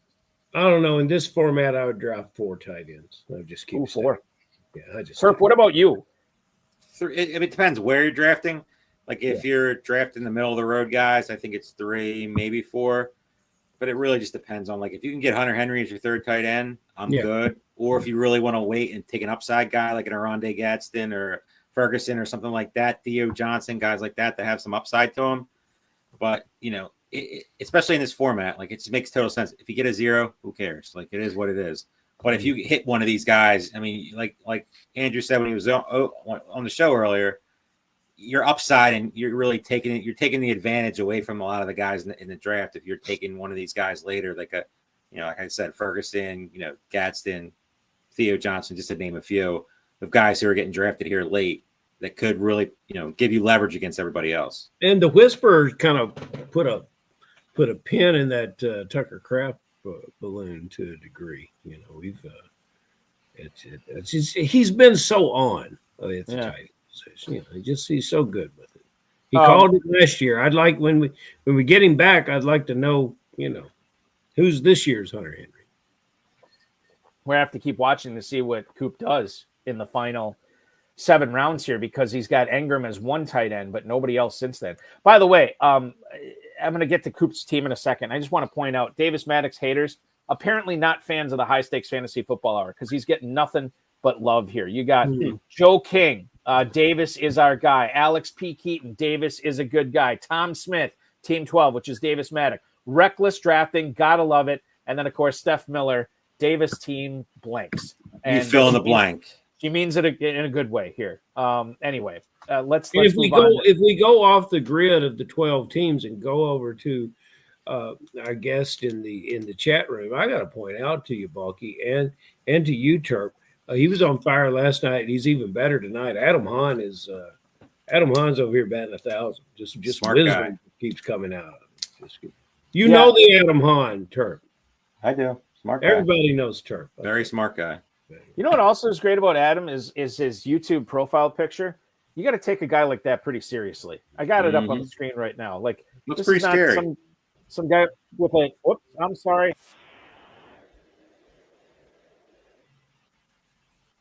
Do we lose you? And okay. Hey, Balky, there. All right. Yeah, you got me? I'm sorry. Yes. You're All still right. back. All You're right, a little cool. darker, but you're back. No, hold on. There we go. Okay. So, yeah, Adam Hahn this is not like some sort of dancing GIF or anything like that. This is a serious man who takes his fantasy football seriously. By the way, Jim Harazi also pointing this out too, that Davis Maddock, an upcoming father as well. So congratulations. Saw that to today. Davis Congrats Maddock. to him. Yeah, absolutely. Good stuff from Davis. So here's what I wanted to bring it back to Coop's team. Guys, Farrell, I'm going to throw this one to you first. I absolutely love waiting until round 9, and maybe this is because I'm a big Cardinals fan this year, at least for fantasy goes. But waiting until round 9 to get the 7th quarterback off the board, Kyler Murray, and then you follow that up with last year's QB4 in Baker Mayfield. Now, I understand there's probably some regression coming for Mayfield.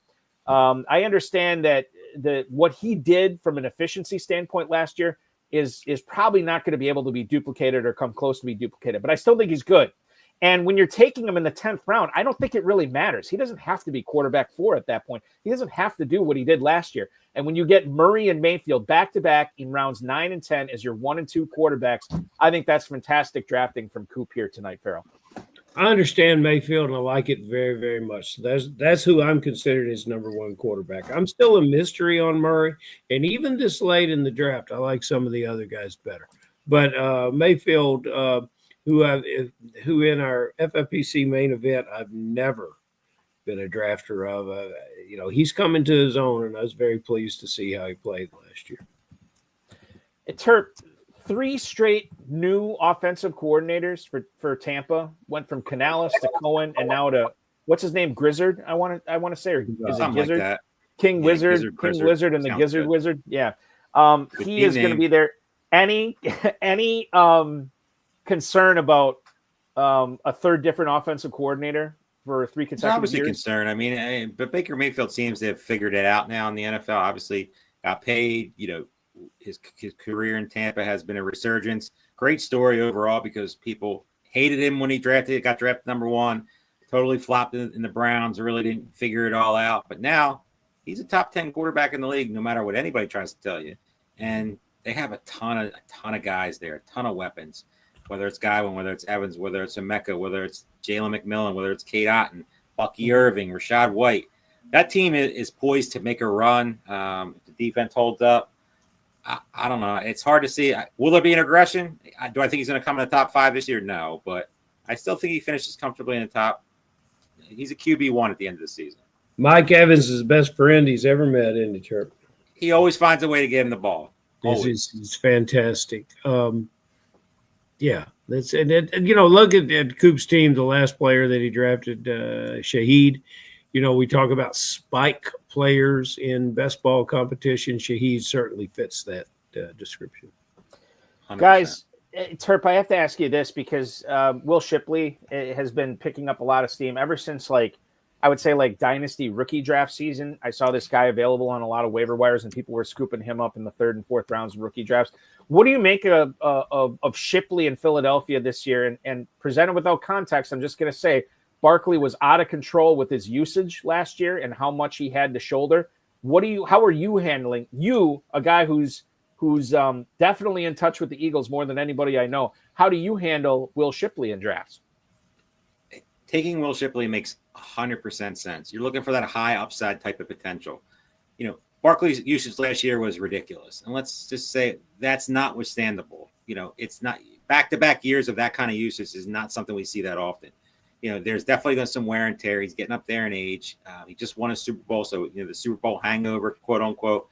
Yeah, I know Saquon Barkley's a different breed. He's a beast, and I get all that stuff. But I don't see the Eagles, especially early in the season, just absolutely killing him like they did last year. Shipley and the corpse of A.J. Dillon is going to be around. I think Shipley has enough juice to take that job. There is a little bit of worry that they might add a veteran if he doesn't take it early enough because, you know, Barkley, you know, the carries that he got last year, he's not getting this year. So I love Shipley this year. He's a guy that where he's being drafted, you know, right around these other guys, the, you know, Brashad Smith, the Roshan Johnsons, they all have potential upside. These are the guys you should be taking in these spots right here because hopefully nothing happens to Saquon Barkley. But if for whatever reason it does, you're talking about the best offense in football, getting a guy like Will Shipley, it could be a league winner type of situation. A.J. Dillon ain't that guy. Yeah, and I don't know if A.J. Dillon makes the team either, too. That's the other. That's what worries me because if A.J. Dillon doesn't make the team, there might be that veteran guy that the Eagles bring in as like the backup to Saquon Barkley if they don't think Shipley can handle the job. That's the worry with Shipley. He's just an afterthought because they bring in a veteran for nothing who gets cut. I can't think of anybody off the top of my head, but there's plenty of guys out there that make sense that they could just put in there and Shipley gets pushed out. But I think he takes the job. I think he has enough juice to where it's worth where he's being drafted to take shots. This just in, spotted at a local cheesesteak joint in downtown Philly was Leonard Fournette tonight. So you never know, Turp, what's going to happen. Anything's Big possible. Big Lenny. I want to get to our next guest. Before we do, let me throw this at you, Farrell. Team One, who auto-drafted the first 3 picks, which we didn't care about because we thought they were strong picks there. But then they got in, and they have drafted a team where they didn't take a tight end until round 11, but now they have 3 of them on their squad. You got Darren Waller, who is taking the place of Jonnu Smith in Miami. You have Elijah Arroyo, who is now the beneficiary of a Seattle tight end room that no longer has Noah Fant. And now Zach Ertz, who's competing with a somewhat underwhelming Ben Sinnott so far. And I know Sinnott's young, and this could be a big leap forward for him. But with the McLaurin contract situation going on right now, if Fat Debo shows up in Washington this year, maybe Ertz is going to be worth more than what a lot of people are projecting here. Farrell, what do you make of Team One not taking a tight end until round 11, but now having Waller, Arroyo, and Ertz in that room? It wouldn't be my strategy, but I like what they came up with. And, you know, I talked about having 4 tight ends if I'm ever in this situation. Let me see your 4th guy, fellas. But, you know, Zach Ertz did more last year than what we expected him to do. And that's going to have to happen here again. Rookie tight ends is not anywhere I want to put my eggs in that basket. And God bless Darren Waller. That's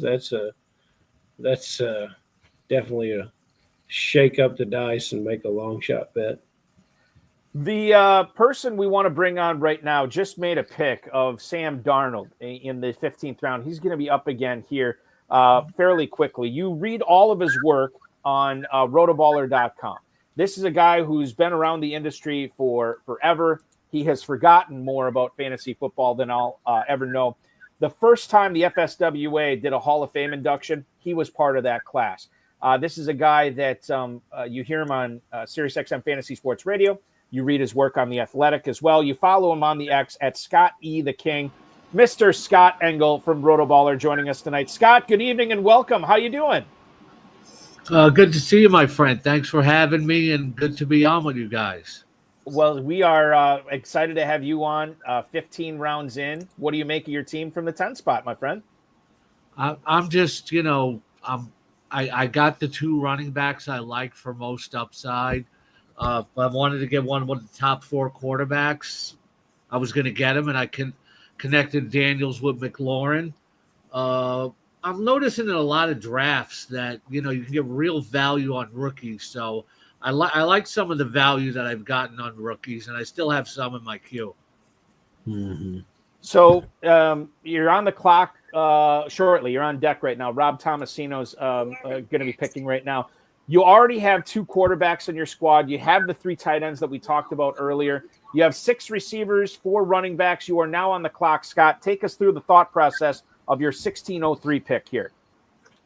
1603, maybe just best player left on the board.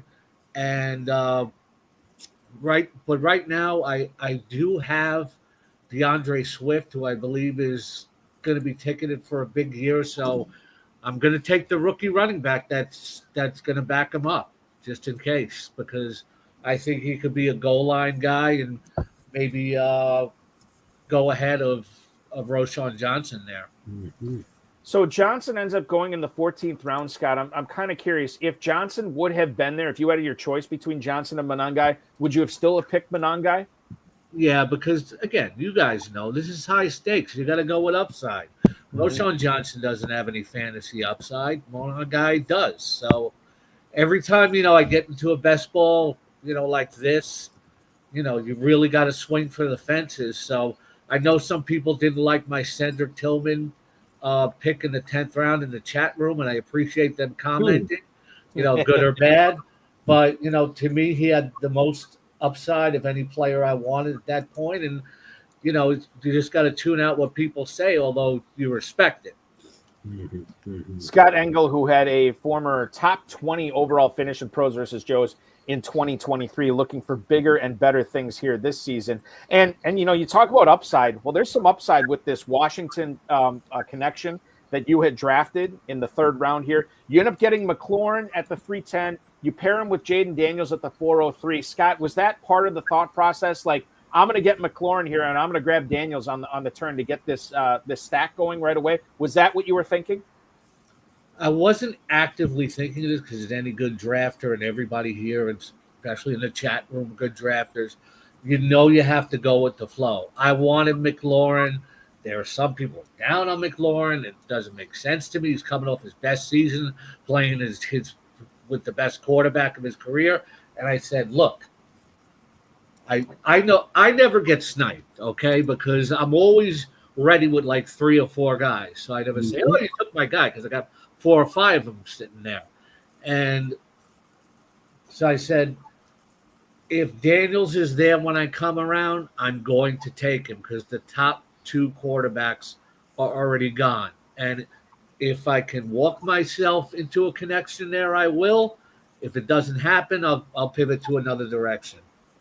I like your tight end selections here. That obviously you like big athletic tight ends. All these guys have a great deal in common, and I'm impressed with that group. I wonder if you were tempted. We just finished talking about Ertz. I wonder if you were ever tempted to add Ertz since you were building this Washington stack. So I was just curious about that.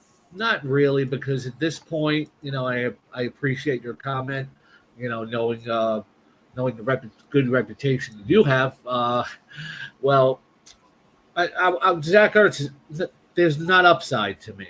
It's this guy, like, he's admirably as an NFL player, still going towards the end of his career. But, I went Tucker Kraft, who could break out. Brenton Strange could be a sleeper. And there's still one tight end I have in my queue that nobody took yet. Maybe he's a late sleeper. Yeah. So, Scott, I want to bring this up because we haven't talked about this at all, and I was thinking about this today, and maybe I'm just overrating it. What do you make of this Ricky Pearsall injury? Strained the hamstring in May. Now he's on the NFI, the active NFI list or whatever, which he can be taken off at any time. I know it's still July 20th, but this is an injury that happened like 2 months ago. You drafted him in the 7th round tonight, so it doesn't sound like you're concerned with this hamstring at all from Pearsall. No, because, it's still July. He's got a lot of time to recover. Even this early, you're going to see people getting bumped down because of injuries or potential suspensions, and that's where you get value. I think it's between Pearsall and Jennings to really prove themselves why Ayuk is out, and one of them is going to get pushed forward more based on how they do early in the season, and it's either going to be Pearsall or Jennings that will get played out on the field. Talking with Scott Engel. You can read his work at RotoBaller. You hear him on Sirius XM Fantasy Sports Radio, and check out his work on The Athletic as well. As he is drafting tonight, ladies and gentlemen, from the 10 spot next to Rob Thomasino and Bob Buonapane, the FFPC Joes drafting there. Scott is drafting right between them. You're coming up on your 17th round pick. Brenton Strange and Travis Hunter. Interesting Jacksonville players there. How does Strange fit in with Thomas and Hunter this year, Scott? I think, the other guys are spectacular downfield players. This is somebody, Trevor Lawrence has to do it this year, because if he doesn't do it this year, he's never going to do it. So, Strange is the guy that I think made them comfortable, say, okay, we don't need Evan Engram. He showed us enough. And you got to have, every good quarterback's got to have a reliable chain mover. And I think that's the kind of guy that Strange is. Mm-hmm. Which makes perfect sense, at least to me here. Guys, we are coming up on, or Scott, we're coming up on your pick here. It looks like you are in the hole right now. A well-balanced team. How important is balance in a competition like this, where granted you're going for first place, so you can be heavy and strong in one area, and that can carry you. But I don't know. Sometimes I like to be balanced, so when the value falls to me, I can grab it. Do you ever think about that? I certainly think about balance because and here comes the tight end that I was talking about that I have holstered. Let me just take him right there. Okay. Theo Johnson. And that's my fourth tight end. I heard what you said about you liking to have four tight ends. There you go, baby. Yep, exactly right. I agree with you. I like to have balance because you never know who's going to get injured. And you got to take the best players available for upside, period. So I agree with you. When I'm drafting, I carefully evaluate balance throughout. And talking about how I never get sniped, I know it sounds arrogant, but it's just the truth. I had Roman Wilson and Theo Johnson in my queue. Right. And when Wilson got taken right ahead of me, I didn't say, "Oh, you took my guy." I went ahead and took Theo Johnson because I couldn't decide between the two of them. And sometimes the person ahead of you helps you make the decision. And somewhere all the fantasy Sopranos are smiling. Yes, exactly. As Theo Johnson, that Steve already made it clear. Steve already posted in the chat room Theo Johnson, and I said, Steve, I know you're not in this draft, but somehow I thought you would still find a way to draft Theo Johnson here tonight. Didn't happen because Scott got him. The king, Scott Engel. Scott, if anybody wants to read more of what you're doing or listen to you, what's the schedule like for you right now for football season? Betting stuff you can find on Advanced Local, which is NewJersey.com, Cleveland.com, AL.com, Oregon Live, get around, Scott, etc. Just want to take my next pick here. Fire away. This upside rookie from the Titans could end up to be a starter. That's what I'm saying about rookies. You can just pick them off late. So Advanced Local, also of course RotoBaller.com, where I've been for 7 years and I love it. The Athletic. I've been the official fantasy writer for Seahawks.com, the official side of the Seahawks since 2012. So you can always come to me with Seahawk questions if anybody has any. And also SiriusXM Fantasy Sports Radio. Wednesday mornings, 6 to 7 a.m. and Sundays, 4 to 6 p.m. Do you like the Seahawks rookie tight end? I like him a lot. There's some talk about maybe splitting him out as an X receiver. A lot of people asking, with JSN and Cup, who's going to play on the outside? You look at the Rams' past offenses, they run a lot to the inside. You could see Arroyo on the outside with Marquez Valdez-Scantling. I think they're going to do some interesting stuff offensively. He's a great prospect. He's just got to stay healthy. Do you play the auction format at all? I didn't last year, but I definitely enjoy it. I could see you being hell in the auction format. I could see that you could shake things up very quickly in that format. Well, I do a lot of baseball auctions, so football comes naturally to me. Scott, final question. Sean Green in the YouTube chat. AJ Barner at tight end. Obviously, probably the second guy to Arroyo right now. Anything with him for fantasy this year that we need to be knowing about? Super deep sleeper, maybe to watch. Arroyo. Unfortunately, durability is an issue, but I think they released Fant because they really liked what Arroyo showed them last season. So, deep sleeper, you want to you want to take him in a very deep draft like this one, I'm totally fine with it.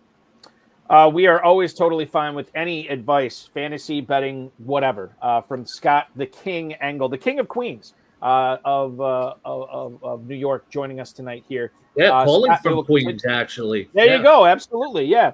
Scott E. the King on X. We will continue to listen to you on SiriusXM. Check out everything you're doing for Advanced Local, RotoBaller, and, of course, the Seahawks website as well. Be good, my friend. Enjoy it the rest of the way, and we'll talk with you again real soon, man.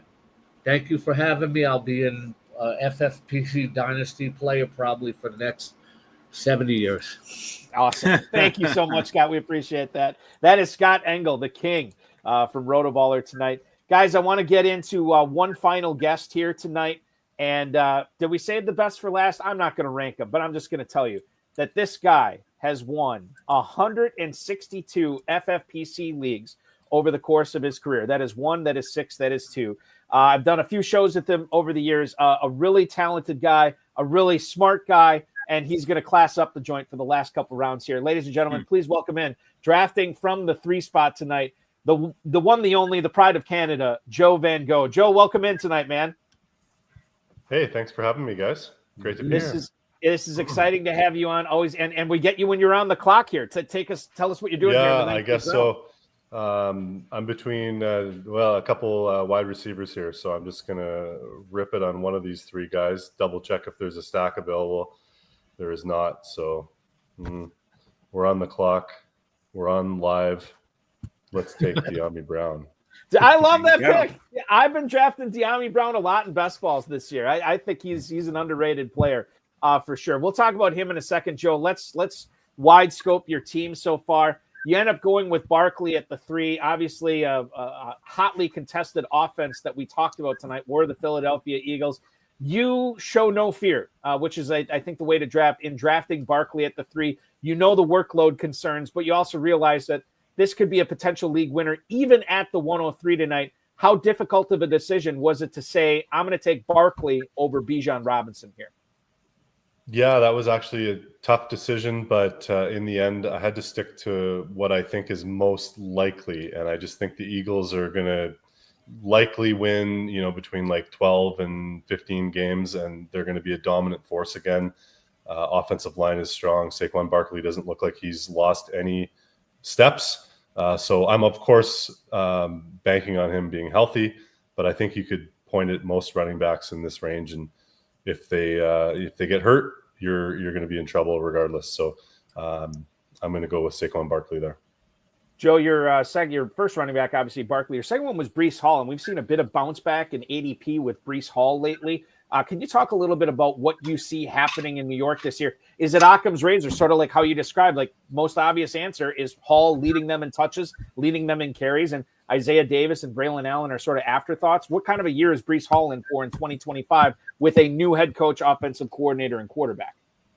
I would like to think Davis is an afterthought. I do like Braylon Allen as a young running back in Dynasty especially, but I do think Breece Hall has the explosiveness to, potentially lead the league in rushing if he gets enough carries. Potentially he has that corollary with the quarterback who creates the rushing threat that opens up the rushing lanes. I think in the 3rd round here, you're baking in the risk of the Jets offense not being all that good. And I also think Hall's pass catching profile, while maybe Fields may or may not throw it to him as much as I'd like, I do think his history of catching balls is really strong, and he could be a great check down option for Fields as well. Joe, you drafted Laporta in the 5th round. I believe you were the second team to double up at the position. You end up taking Dalton Kincaid as the tight end 12 here tonight. This was at the 8-10. Why did you feel the need, number 1, to double up on tight ends within the first 8 rounds, and then number 2, to make Dalton Kincaid your second guy? Well, I probably didn't like my other options at running back and wide receiver when I made the choice.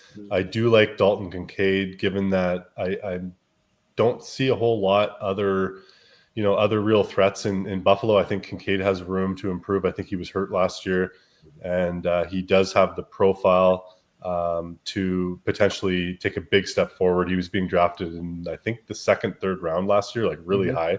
Yeah. And I think his upside is bigger than where I got him here. So I was happy to pick him, especially in a best ball league. I don't have to decide what weeks to play him in.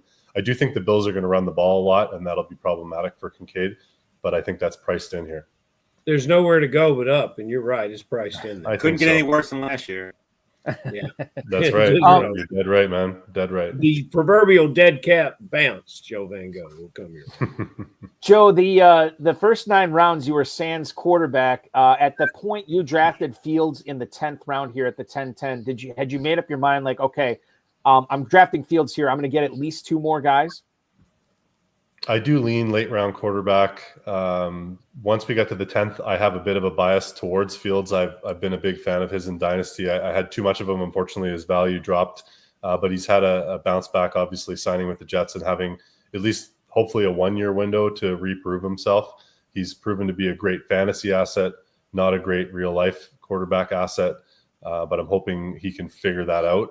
But in this case, I think he's going to get hopefully 17 starts, and we've seen what he does when he starts. He runs the ball a lot. He can scramble for big touchdowns, and he creates big plays out of nothing. You almost hope he settles down a little bit from that standpoint in Dynasty, but for this particular league, I'm just hoping he gives me 12 great startable weeks here. Joe, the pick of Brandon Ayuk in the 11th round, what's your expectations? What are you going to get out of that pick? When does that start paying off? Is it week 5? Is it week 8? Is it later? Obviously, I think you're a little bit more bullish on Ayuk than I am, but maybe rightfully so. What's your expectation for what type of season he's going to have coming off this injury? Yeah, there was a conversation earlier, of course, about Jennings against Pearsall. I feel like in the 11th round, Ayuk could easily outshoot both of those guys once he comes back. I've heard conflicting things over the last couple of months through the summer. Heard a couple of really positive reports, heard plenty of negative ones. Not sure what to believe exactly, but I do believe in Ayuk's talent. Again, from a dynasty standpoint, I think he's a really talented player. And I don't think that, Jennings, while he was fantastic last year, he doesn't have the pedigree. And with Pearsall, there's the injury history, or the recent injury history, more concerning. And then also the question about whether he's actually good or not. So I think Ayuk's proven that he's a good player, and he was one of the most improved players from when he came out. He got benched right away, and then he ended up earning the coach's trust, and I think he's actually a really good player. So if he's healthy, I think he's a pretty good bet to actually score more points than the other 2 guys. So the other thing I want to ask you about regarding the Cleveland running back situation tonight, we talked about Dylan Sampson. He went in the 11th round tonight. You get Jerome Ford in the 15th. What's your best guess on how this, again, if there's anything more confusing about the Browns and their quarterback situation, it's now their running back situation because of Judkins. How is this going to work out? What are you foreseeing this season and how you're handling the Browns running backs at the moment? It's definitely confusing. I kept watching Judkins fall, and even as soon as a week ago, I would have probably picked him a round or 2 sooner. Now things just seem to be so unclear about where he's going to land. Sampson, I like his profile. Good speed, good profile, potentially can catch the ball a little bit. I think he's got some talent and he could potentially break out. But Jerome Ford is kind of like old reliable. He's been on the team. He can catch the ball. He's a guy that the coaches trust. And given the uncertainty with the rookies, I could see him starting the year and even playing 8 to 12 games as sort of the 55% guy. And that'd be huge in the 15th round. So even if he's getting 30 to 40% of the touches, over the course of the season, scores me some touchdowns, and at that point in the draft, I think he's a pretty good value. Speaking of the draft, it has come to an end with Joe Van Gogh utilizing his final pick on Colts wide receiver Alec Pierce, a good best ball choice here tonight, especially if we get anything out of the quarterback position in Indianapolis that could pay off in spades. Joe, this is so great that you joined us tonight. Congratulations on another successful draft. Are we going to see you out in Paris in Vegas this fall in September? It looks that way, yeah. Unless something pops up with work, I should be there. Yeah. Excellent. No pop-ups, Joe. We're counting. Yes, exactly. Trust me, I'm avoiding those as much as it could be the best dressed drafter in the room too. Yeah, it could be my marriage anniversary. Otherwise, I want to be in Vegas. So yeah, exactly. Yes, not much is going to get in the way of that. Joe, thanks a lot, man. Best of luck to you the rest of the drafting season, and we'll see you in September, dude. Thanks for having me, guys. Appreciate it. Absolutely. That's Joe Van Gogh, ladies and gentlemen, the 162-time FFPC champion, and I'm not making that number up. I went out and counted myself. I made sure of it. Guys, That's we have come 220 in Canadian numbers, by the way. That's true. Yes, exactly. We have come to the end of night 2 of Pros versus Joes, and this is a bloodbath tonight. I mean, Adam Hahn was talking about this. Like, we got to give updates on this specific league throughout the season. It was a fun one. It was cutthroat. It was awesome. It was everything we wanted it to be. And if there's any draft that could top it, it might be tomorrow's. And I know I'll have you guys at my side here for tomorrow night's draft as well. Until then, KFFSC.com is where to check out Farrell's Kentucky Fantasy Football State Championships. At Dave Turp on the X for the 14-time FFPC League winner there as well. Guys, excellent analysis. Great job tonight. Let's do this again at 10 o'clock Eastern time tomorrow. See you guys tomorrow. You got it. That is Dave Turpoli. That is Farrell Elliott hanging out with us tonight on the High Stakes Fantasy Football Hour, a live show of Pros versus Joes, night number 2. And that will complete our program tonight. Remember, the HSFF Hour normally airs Friday nights, 10/9 Central, live on YouTube, X, and Facebook. We have on-demand streaming available, probably about 2 different podcast networks as well. So if there's a podcast network out there, chances are we're on it, and you can watch or listen to us there. FFPC Big Gorilla Tournament. Oh, I just remembered I have to commission the midnight draft tonight. So if you want to jump into that, please feel free. That one will start in about 75 minutes. And if you enter that, you're not only entered into the $1 million grand prize for that tournament, $350 to enter, $50 discount on every third team. You're eligible for the midweek mayhem, which means you will get an entry into the drawing that we're going to do Friday morning for 3 free FFPC Big Gorilla teams. So draft early, draft often.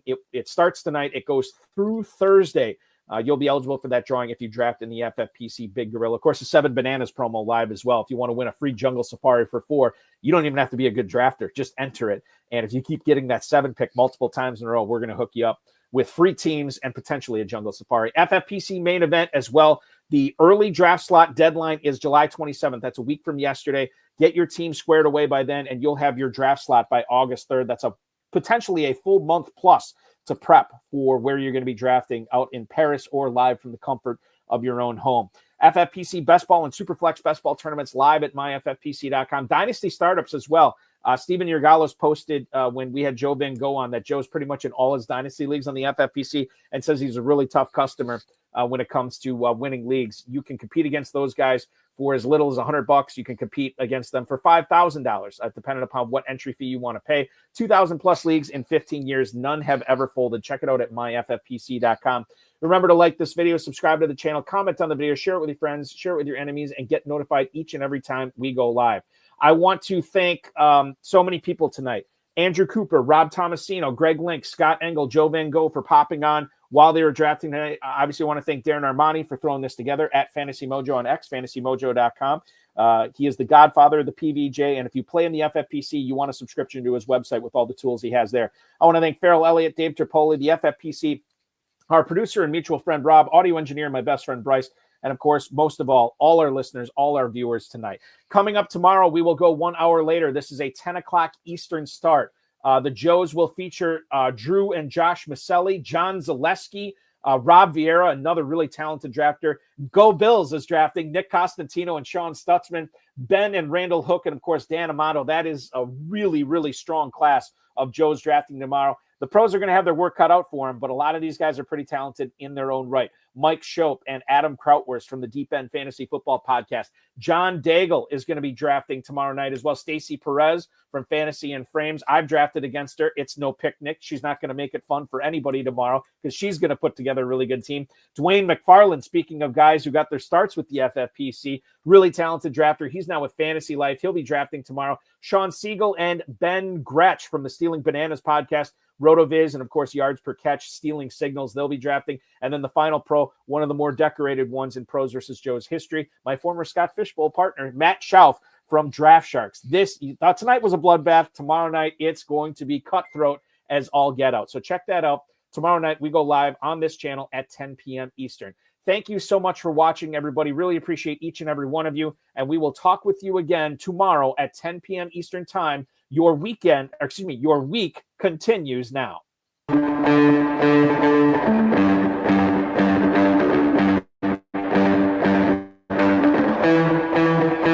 This has been another episode of the High Stakes Fantasy Football Hour presented by MyFFPC.com. It was broadcast live and was watched around the world. Balky and Farrell will be back next week with more analysis, more interviews, and more advice from guests much smarter than they are. Thanks for watching, and we'll talk with you again next week.